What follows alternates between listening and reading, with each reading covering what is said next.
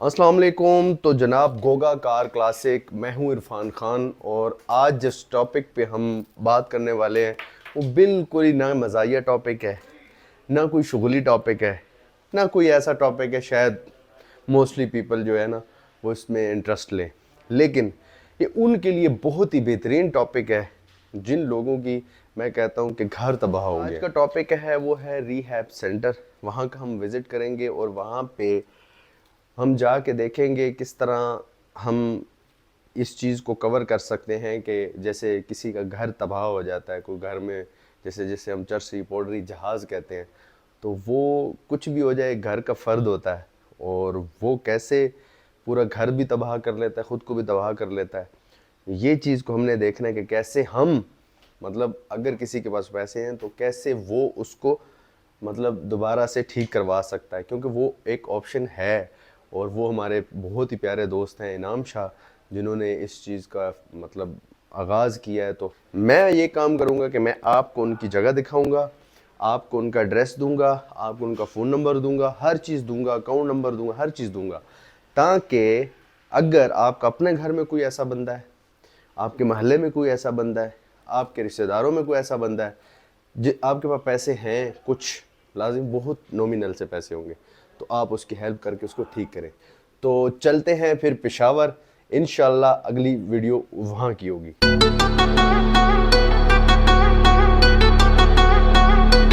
ये कुछ गिफ्ट्स हैं जो कि मेरी तरफ से नहीं, गोगा की टीम की तरफ से है, पूरी टीम की तरफ से है।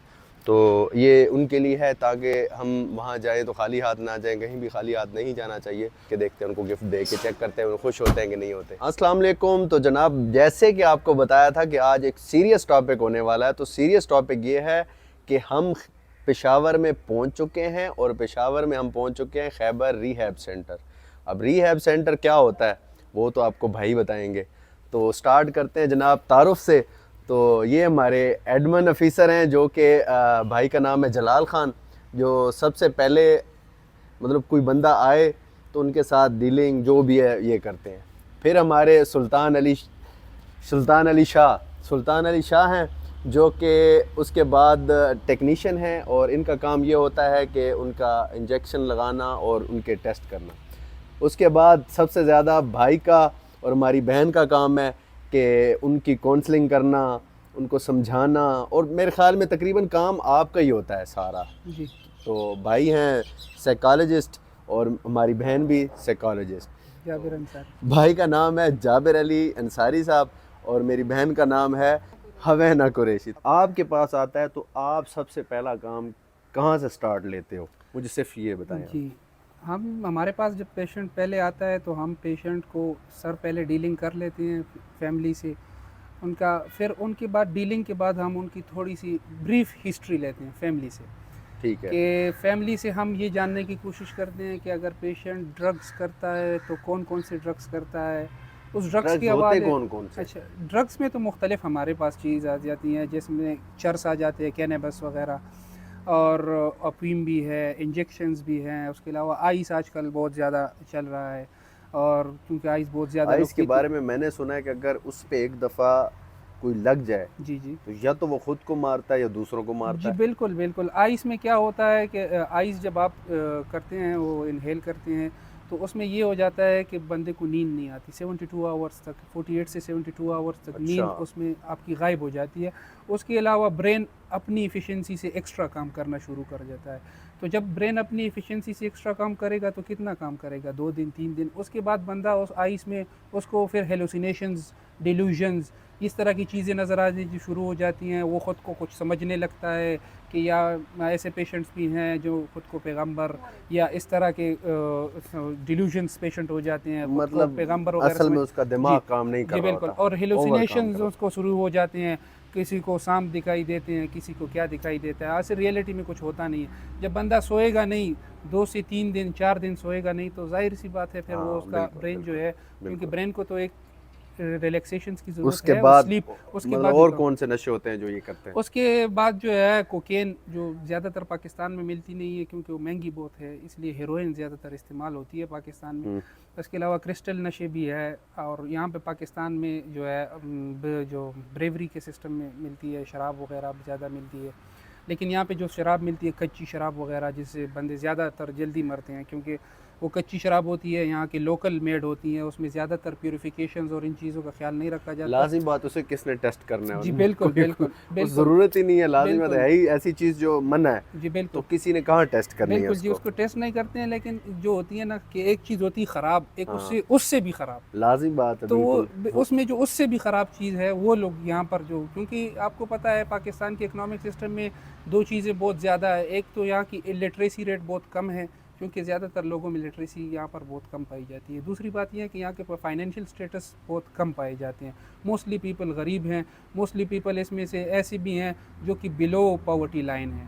तो उसमें से बहुत सारे लोग जो है, तकरीबन अभी रिसेंट सर्वे के मुताबिक 28% लोग बिलो पॉवर्टी लाइन, जिनकी पर डे इनकम जो है वो $2 से भी कम है, ऐसे लोग भी हैं।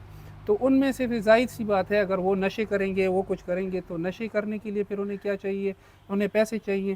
तो जिनको लिटरेसी रेट तो जाहिर से कम है, उनको ये पता नहीं चलता कि ये प्योर है नहीं प्योर है, बस उनको किसी ने बता दिया कि ये नशा है, कर दी। उनको इससे फिर लेना देना नहीं होगा ना, उनको बिल्कुल तो जी बस बिल्कुल। ये बस और कुछ दूसरी लें बात, बस। चूंकि वो बिलो पॉवर्टी लाइन है, उसने फिर भी नशा करना है, तो फिर उसका इफेक्ट पड़ेगा क्राइम रेट पर, क्योंकि उसने फिर क्राइम हाँ, करना है, या तो बिल्कुल, चोरी बिल्कुल, करेगा या डाका डालेगा या कुछ और करेगा। बिल्कुल। क्योंकि उसकी वजह से उसको फिर मनी इनकम किसी तरह से जनरेट होगी, तो मनी जनरेट करने के लिए उसको फिर क्राइम करना पड़ेगा। तो ड्रग्स का डायरेक्ट इफेक्ट, क्योंकि यहाँ पे पावर्टी बहुत ज़्यादा है, लोग अपनी खुराक के लिए, और आजकल जो इन्फ्लेशन ज़्यादा बढ़ी हुई है उससे तो आजकल खुराक भी बड़ी मुश्किल से, लोग खुद को पाल बड़ी तो मुश्किल से ये रहे हैं। चीज़ तो फिर बहुत ही जी, महंगी हो तो जाती ये होगी। फिर इसमें ये एक्स्ट्रा, क्योंकि पेशेंट जो हैं ऑलमोस्ट, हम जब एवरेज के हिसाब से, हम जब सर्वे करते हैं पेशेंट्स की, यहाँ पे हिस्ट्री वगैरह लेते हैं, तो एवरेज के हिसाब से पर डे में पेशेंट 1500 से 2000 तक का नशा डेली करता है, एवरेज से। अच्छा, जी, इससे ज़्यादा भी है, कुछ पेशेंट है जो 5000 का नशा भी कर जाते हैं एक दिन में, 3000 का, लेकिन एवरेज 1500 से 2000 का नशा जो है वो पेशेंट अच्छा। करते अब हैं। मुझे ये बताइएगा कि मिसाल के तौर पे जी कोई जी आपके पास बंदा ले आया जी बंदा, जी जी ठीक है। अब वो पहली बात ये भी बताएं कि फैमिली का ही ला सकता है, या वैसे ही किसी को किसी पे रहम आ रहा है, जी तो जी वो चाहता है कि यार मैं इसका कुछ कर लूँ, तो उस पे आपको एतराज़ होता है? नहीं जी, हमें सिर्फ पेशेंट को जब लाया जाता है तो फैमिली, अगर फैमिली नहीं, अगर किसी को रहम आ जाए कि हम हाँ, वो ले आए, भाई तो मैं फिर को मैं हमारी करना उसमें, चाहता जी हूँ। बिल्कुल, वो उसको मैं करना चाहता हूँ, तो उस चीज़ में फिर हम इस तरह करते हैं कि फर्स्ट ऑफ ऑल फैमिली को कांटेक्ट करते हैं। सिर्फ फैमिली इतना कंसेंट कर दे कि जी भाई ठीक है, मुझे कोई इतराज़ अगर नहीं। लेट्स सपोज वर्स्ट सिनेरियो है जी, जी फैमिली वो कहाँ से बताएगा पहली नहीं, इस सिचुएशन? पेशेंट को हम एडमिट करते हैं, हाँ, पेशेंट को हमने एडमिट कर दिया, ठीक है, लेकिन उसको फिर फैमिली को इन्फॉर्म करना तो ज़रूरी है, जाहिर सी ठीक है। बात है, पेशेंट घर से घुमा रहेगा तो उनको फ़िक्र तो होगी। तो इसलिए हम फैमिली को जलाल साहब कांटेक्ट करने की कोशिश करते हैं, फैमिली आती है, मिलती है, उनको कन्विंस करते हैं, और ऑलमोस्ट लाजिम बात है, 99% में जो है वो फैमिली उसमें कहती कैसे है। पॉसिबल है? वाले तो वैसे भी खुश होंगे ना, हाँ, कि जी, भाई ये इनका ठीक कोई हो है। जाए। बिल्कुल जी हाँ, बिल्कुल फाइनेंशियली कोई और सपोर्ट कर रहा है तो तो अच्छी हमें बात क्या है ना। ज़रूरत है? जी हाँ, बिल्कुल बिल्कुल बिल्कुल, बिल्कुल। अच्छा, अब आपके पास आ गया पेशेंट, जी। यहाँ पे आ गया, अब पहला स्टेप कहाँ से लेंगे? जब पेशेंट आता है गेट के अंदर, तो हम उसको ऑफिस में पैसों की बात उसकी हो गई, जैसे फैमिली के साथ कोई आ रहा है, पैसों की बात भाई जी जलाल साहब से हो जी गई है। बिल्कुल, वो फाइनेंशियल अब स्टेटस, अगला स्टेप क्या है? अगला स्टेप फिर हम ये लेते हैं कि हम पेशेंट से हिस्ट्री लेते हैं वो थोड़ी। आप पेशेंट, लेते हैं जी, और मैं कौन बैठा लेता होता है? हूँ, मैं और मैडम बैठे होते मैडम हैं। लेती है। जी, तो हम पेशेंट से ब्रीफ हिस्ट्री पहले लेते हैं, डिटेल है। हिस्ट्री बाद में ली जाती है। छोटी सी हिस्ट्री लेते क्या हैं होती है कि उसमें? उसमें हम ये पूछते हैं कि नशे करता है तो कौन से नशे करता है, ठीक हो गया। ऑलमोस्ट कितने पैसे उस नशे पे वो खर्च करता है, वो टाइम से कितने करता है। टाइम से करता है, और कौन कौन सा नशा है उसमें, और जो उसको ये नशे किधर से मिलते हैं, और वो नशा न करने की वजह से या करने की वजह से उसकी लाइफ में क्या इफ़ेक्ट आए हुए हैं, जो इसने जो नशा स्टार्ट किया है इस वजह से इसकी फैमिली लाइफ, मैरिटल लाइफ, और जो है सोशल लाइफ वगैरह किधर किधर डिस्टर्ब हुई है, वो छोटा सा हम पूछ लेते हैं। उसके बाद फिर वो पूछना इसलिए ज़रूरी होता है कि हमें थोड़ा अंदाज़ा हो जाता है कि किस टाइप का पेशेंट है। तो फिर हम जो है फिर भाई को बोलते हैं जो है वो ब्लड वगैरह सुल्तान साहब का काम आ जाता है, ब्लड लेते हैं, जी। ठीक है। तो जब हमें थोड़ी सी हिस्ट्री कलेक्ट कर लेते हैं, उसमें जो मोटिवेटेड अच्छा, पेशेंट ब्लड होते हैं, वो लेने का मकसद क्या होता है? ब्लड लेने का मकसद ये होता है क्योंकि ये तो पेशेंट्स हैं, इनको तो अंदाज़ा नहीं है, इसमें मोस्ट ऑफ द केस जो है वो आ जाते हैं इंजेक्टेबल पेशेंट्स। अच्छा, वो इंजेक्शंस के ज़रिए नशे करते हैं, या जो हेरोइन पेशेंट होते हैं, हेरोइन के केस में मोस्ट ऑफ द पेशेंट्स को लिवर के मसले हो जाते हैं, जिसमें HCV HBS वगैरह के मसले, जिसको हम यरकान बोलते हैं। HIV के भी अच्छा। चांसेस होते हैं, लेकिन HIV की फिर चूंकि वो भी चांस है, तो वो फिर ऐसा इंजेक्टेबल में। मरीज आ जाए तो आप उससे फिर क्या करते हैं? उससे जब हम करते हैं कि पेशेंट आ जाए HCV या HBS, वो तो ट्रीटेबल है। हाँ। उसको तो फिर हम जो हेमाटोलॉजिस्ट हैं उसके पास रेफ़र कर देते हैं, पहले उसका वो इलाज हो, फिर हम एडमिट करते हैं। अगर HIV का पेशेंट कोई आ जाता है, भाई लेते हैं सिटी लेबॉर्ट्री में, हम टेस्ट कराते हैं, उसके बाद जब आ जाता है, अगर HIV का कोई पेशेंट आ जाता है तो एक NGO जो है, एक ऑर्गेनाइजेशन काम करती है नई ज़िंदगी के नाम से। अच्छा। नई ज़िंदगी के नाम से एक ऑर्गेनाइजेशन काम करती है, जिनका काम है HIV के पेशेंट्स को ट्रीट करना।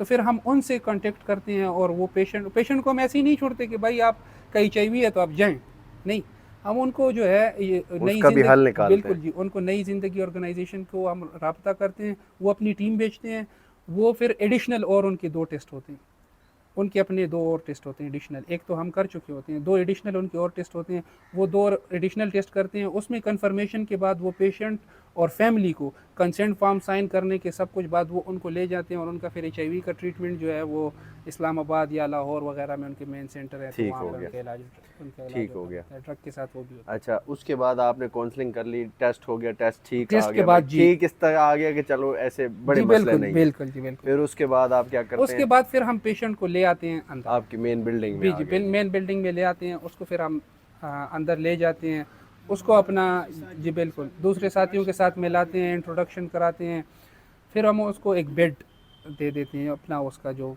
लेटने शुरू का में तो लाजिम बात है, उसे गुस्सा भी आएगा, बिल्कुल जी, वो तो आता है। वही होगा, कौन सा एक दिन में चेंज हो गया जी होगा, तो बिल्कुल। उसका हल क्या करते हैं? डिटॉक्स पीरियड होता है, अच्छा। उसके लिए हम फिर जो बंदे को गुस्सा आता है या उसमें, तो उसमें ये बात होती है कि दर्द की वजह से, जाहिर सी बात है, बंदों को दर्द होता है, उल्टी आती है मोस्ट केसेस में, या किसी को किस तरह के आइस के केसेस में ज़्यादातर मेंटल विड्रॉल होते हैं, जिसमें चीखें मारना, कुछ चीज़ें दिखाई देना, दर्द हो, और अफीम के केस में ज़्यादातर दर्द वगैरह हो जाते हैं। और ये जो हेरोइन वगैरह के केसेस में ज़्यादातर ये होता है कि इसमें उल्टियाँ, दस्त, मेटाबॉलिज्म सारा ख़राब हो जाता है। तो उसके लिए फिर हम जो है, हमारे पास डॉक्टर असगर साहब हैं, MO अच्छा। मेडिकल ऑफिसर हैं, वो कहाँ पे होते जो हैं? वो पेशावर में हॉस्पिटल में होते हैं। और आपके पास पक्के जी होते हैं, किस तरह नहीं होता जी, है? वो हमारे पास वीक में 2 डेज आते हैं। अच्छा, बाकी दिनों में फिर बाकी दिनों में वो अपने हॉस्पिटल, बाकी दिनों में, और उनके कोई बीच में कौन होता है फिर अगर जरूरत बाकी पड़ दिनों जाए में तो? यहाँ पे 2 टेक्नीशियन होते हैं, अच्छा। वो प्रिस्क्राइब करके जाते हैं। एक ये है, एक हमारे पास नाइट में एक और मेडिकल टेक्नीशियन है, अली शेर, ठीक तो है। वो प्रिस्क्राइब जो करके जाते हैं मेडिसिन, तो इनका ये काम भी है कि ये फर्स्ट एड भी देते हैं। ठीक है। उसके अलावा जो वो प्रिस्क्राइब मेडिसिन है, वो टाइम टू टाइम, जिस टाइम डॉक्टर ने लिखी है, वो उनको ये अवेलेबल करते हैं। बंदा मर जाता है, एक बंदा वो मर तो जाता है, कहानी उसको खत्म हो गई दफना ना। के वो बंदे घर वाले महीने भर 2 महीने में उन्हें रिलैक्स हो जाते ऐसा ही हैं। है। ये ऐसा मसला है कि अगर एक बंदा घर में नशे करे तो उसकी वजह से सारे फैमिली को इशू होती है, उसके अलावा उसके नेबर्स को, उसके पूरे मोहल्ले में बदनामी, और ये सारा कुछ मसला होता है। तो मोस्ट ऑफ द केसेस में फैमिली वो अफोर्ड नहीं कर सकती हैं, ये थोड़े बहुत ये चीज़ें हैं, ये अफोर्ड नहीं कर सकती। तो ऐसे जितने भी लोग हैं जो पैसे वाले हैं, जो इनके पास पैसा है और वो खर्च कर सकते हैं, तो हम यही कहेंगे कि अगर आप एक पेशेंट का भी इलाज करा देते हैं, तो वो एक पेशेंट की वजह से पूरा घर और वो पूरा मोहल्ला सेफ हो जाता है। हाँ। क्योंकि ये बंदे जो हैं, ये भी तो मोस्ट ऑफ द केसेस में जो है बैड कंपनी की वजह से ही इस ऐसे चीज़ ही, पे आए हैं। ऐसे ही। तो अगर इसको किसी ने इस पे लगाया है, तो ये किसी और को लगाएगा, बिल्कुल, तो ऐसे इससे ही। मुआशरा ख़राब होता जाता है। अगर आपको बेसिकली ये नॉलेज हो कि पाकिस्तान के स्टेट्स के मुताबिक $4 बिलियन की सिर्फ कैनबिस की इंडस्ट्री है, चर्स $4 बिलियन की सालाना बिकती है। $4 बिलियन काफ़ी होती है। बिल्कुल। तो ये जो है, इतने ज़्यादा पैसे ये लोग इस पे खर्च करते हैं, तो इसके बजाय अगर आप इनका इलाज हो जाए और ये इतने ट्रीट हो जाएं, और ये अपने घर के लिए कुछ दिन में मतलब 500 से 600 रुपये भी कमा के लाएं, तो वो उसका काफ़ी यार ये वो सोसाइटी चीज़ है कि ठीक हो अगर जाएगी। कुछ भी ना कमाएं, लगाएंगे तो नहीं ना। बिल्कुल जी बिल्कुल, ठीक है, कम से कम ये तो नहीं सोसाइटी होगा, तो ठीक हो जाएगी। सोसाइटी ठीक हो जाएगी। जी। और इस चीज़ का मेरे ख्याल में सबसे बेहतरीन तरीका यही है, अगर कोई करना चाहता है इस चीज़ में हिस्सा डालना चाहता है, जी जी तो सबसे पहले मेरे ख्याल में कि जैसे ज़कात का तरीक़ाकार है कि अपने घर से देखे, मोहल्ले से देखे, उसके बाद अपना एरिया, गांव जो भी है वहाँ से देखे। जी अगर इस तरह अगर किसी के जो मोहल्ले में हो और अगर मोहल्ले वाले ही मिल के कर लें, जी जी बिल्कुल पूरे मोहल्ले को सवाब मिलेगा। बिल्कुल जी बिल्कुल। तो सबसे पहले जो खैबर रिहैब सेंटर में आता है ना, या आने की कोशिश करता है, तो उसका वास्ता पड़ता है जलाल खान से। तो जलाल भाई आप कैसे हैं? ठीक है, शुक्र अल्हम्दुलिल्लाह, अल्लाह अच्छा। का फजल है। तो मुझे ये बताएं कि आपसे बंदा राब्ता कैसे कर सकता है? बिस्मिल्लाह रहमान रहीम। सोशल मीडिया के ज़रिए से भी रब्ता कर सकता है। वो हम अपनी सोशल मीडिया पे एक कैंपेन नंबर चला हम रहे हैं। आपका साथ भी चला देते हैं, जी सर। आपका फ़ोन नंबर जी जी हम स्क्रीन पे भी चला देते हैं कि आपसे राब्ता ऐसे हो सकता है। जी ठीक सर। हो गया। अब आपसे लोग मोस्टली क्या सवाल करते हैं जब कॉल करते हैं? तो वैसे यही सवाल कर देते हैं कि पेशेंट को हम किस तरह लाएंगे, या तो हम खुद लेके आएंगे या आप आके लेके आएंगे। तो अगर हम लेट्स हो गए आप ले जाए, तो फिर हम उनसे कह देते हैं कि चलो हम लेके आते हैं ना, आप ठीक है। मुझे एड्रेस भेज दे, तो हम उधर जाके ना पेशेंट को पिकअप कर देते हैं। अभी तक जितने भी पेशेंट वैसे आपको मिले हैं, तो ज़्यादातर आप क्या मिले हैं? सारे क्या कहते हैं, गरीब फैमिली से आए या कोई ऐसे भी आए हैं कि जो अमीर भी हों फिर भी तंग हो इस चीज़ से? हाँ, मोस्टली ज़्यादातर तो गरीब ही है ना, अच्छा। लेकिन अमीर फैमिली से भी आए हैं। और अच्छा। ज़्यादातर इस तरह की भी हुई है कि वो खुद अपने आप से आए हो ना, अपनी मर्ज़ी से आए हो, बिल्कुल पेशेंट खुद आए? अपनी मर्ज़ी से भी आया है ना। अच्छा। दूसरे नंबर पे जो यहाँ पे बंदा आए तो जिसके हवाले किया जाता है वो सुल्तान अली शाह। नाम माशाल्लाह आप लोगों के सबकी बहुत ही प्यारे हैं। उसके अलावा आप क्या करते मेरा हैं? काम इधर इस तरह होता है, मरीजों को मैं तभी इमदाद देता हूँ। मतलब इधर अच्छा। हमारे पास डॉक्टर लोग होते हैं, हाँ। उसके प्रिस्क्रिप्शन के मुताबिक मैं मरीजों को मतलब मेडिकेशन करता हूँ। ठीक है। तो जनाब तीसरा जो स्टेप आता है वो हमारी बहन के पास आता है पेशेंट। तो मेरी बहन आप क्या करती हैं? मतलब जब पेशेंट, लाज़ी बात है ऐसा पेशेंट होता है, वो तो मतलब नॉर्मल तो लड़कियां ये होती हैं कि इनसे करीब से भी नहीं गुजरती, डरती हैं। तो आपका क्या सिचुएशन होती है? तो सबसे पहले तो ये कि हमने जो है ना स्टडी इसके लिए की है, तो उस तरह से हम बाकी लड़कियों की तरह डरते हो नहीं हैं, इन पे खफा भी होते हैं ज़्यादातर। और सबसे पहले कि एक्सपीरियंस मांगती है ये चीज़। हाँ, ये चीज़ तो है एक्सपीरियंस बिल्कुल। बंदा कर ले तो फिर इन चीज़ों से घबराना और डरना ये चीज़ें नहीं मतलब होती है। आपके लिए वो सिर्फ पेशेंट ही होता है? मेरे लिए वो पेशेंट ही होता है। हाँ, ये तो चीज़ प्रोफेशन, एज ए प्रोफेशन मतलब ऐसे ही होना चाहिए, ये तो नहीं। तो ज़्यादातर इनके साथ ग्रुप सेशंस, इनके साथ इंडिविजुअल सेशंस वगैरह करते हैं। इनको हम मोटिवेशन देते हैं लाइफ गुजारने के बारे में कि मतलब आप अपनी लाइफ को ऐसे, अल्लाह ताला ने आपको एक ज़िंदगी दी है, आप उसको ऐसे ज़ाया कर रहे हैं। हाँ। तो ग्रुप सेशन ज़्यादातर कुछ पेशेंट्स को बहुत कम ऐसे पेशेंट होते हैं जिनको ज़रूरत होती है इंडिविजुअल सेशंस की, जो बहुत ज़्यादा ख़राब हो चुके हैं। ज़्यादातर इनके साथ एक्सरसाइजेज़ वगैरह और गेम्स वगैरह इनको एक्टिव किया जाता है, क्योंकि इनके मसल्स और ये सब कुछ जो है ना नशा कर करके एक जगह पे पड़े रह पड़े रहते के हैं, वो बिल्कुल। मसल स्टिफ हो जाते हैं। तो इनको एक्सरसाइजेज़ वगैरह डेली कराई जाती हैं और साथ गेम्स वगैरह कराई जाती हैं, तो उससे फिर ये क्रिकेट वगैरह इस तरह की चीज़ें खिलाते हैं? हाँ, वॉलीबॉल वगैरह आज होते हम भी हैं। इनके साथ खेलेंगे। ये और भी आजकल तो ये डांसिंग पिल्स और न्यू आई हुई हैं, बहुत ज़्यादा यूज़ करती हैं, जो ये यंग मैंने बहुत जनरेशन सुना बहुत है, यूज़ और कर रही ये है, आजकल ना शहरों में बहुत ज़्यादा हो रहा बहुत है। ज़्यादा यूज़ हो रही है। तो वो तो जैसे पिल होती है उसके बारे में तो मैंने यही सुना है कि बस उस मतलब वो खुद करते हैं, जान के करते हैं, मतलब उसको हाँ, कुछ एंजॉय के लिए करते हैं, enjoy एंटरटेनमेंट के लिए करते हैं। लेकिन ये नहीं होता कि उनको ज़रूरत होती है। भाई एक तो होता है ना, दिल कर रहा होता है। जी, डांसिंग पिल्स का ये है ना कि एक तो मतलब ये आइस और ये हीरोइन वगैरह यूज़ करते हैं ना आप, तो इसकी आपको तलब होती है और आपकी बॉडी इससे ख़राब तो होती है, मगर डांसिंग पिल से आपके माइंड में ऐसे केमिकल्स, ऐसे न्यूरॉन्स एक्टिव हो जाते हैं ना, जिसकी वजह से आपको जो है ना ये हेलुसिनेशन, डिल्यूजन और ये इस तरह की चीज़ें आपको नज़र आने लगती है, जो कि रियल में होती नहीं है, मगर आपको लगता है कि ये चीज़ें मेरे साथ हो रही हैं। डांसिंग पिल्स लेते हैं ना, तो उस पीरियड में अगर आपको माइंड में खुशी वाली चीज़ आई है तो आप हैप्पी रहेंगे। अगर अच्छा। आपने सैड फीलिंग उस टाइम फील की है तो आप फिर सैड ही रहेंगे। अच्छा। वो एक चीज़ पे, एक फीलिंग्स पे स्टक हो जाता है।